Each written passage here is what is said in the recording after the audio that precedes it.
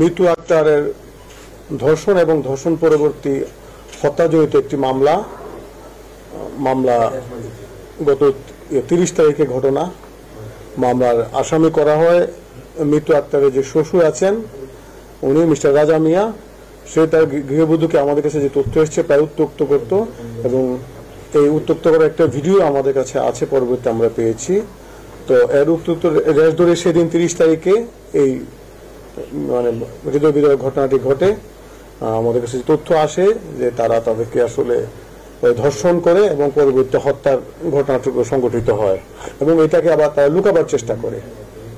তো যার বিষয়বস্তুটা আমরা জেনেছি এবং আমরা এর মামলা রুজু করেছি এবং এই মামলাকে আমরা সর্বোচ্চ গুরুত্ব সহকারে বিবেচনা করেছি এবং তারই প্রেক্ষিতে আমরা মামলার অন্যতম আসামি মিতু আক্তারের স্বামী তাকে আমরা গ্রেফতার করতে সক্ষম হয়েছি। মোহাম্মদ সোহান মিয়া 27, তাকে আমরা পঞ্চগড় থানা পুলিশের সহায়তায় গত 4/10 রাতের 10 ঘটিকার সময় আমরা পঞ্চগড় থানাধীন মিলগেট এলাকা থেকে আমরা গ্রেফতার করি। মামলা হয়েছে আপনার 4 জন এজান নামী আসামি সহ অজ্ঞাতনামা আরো 5-6 জন।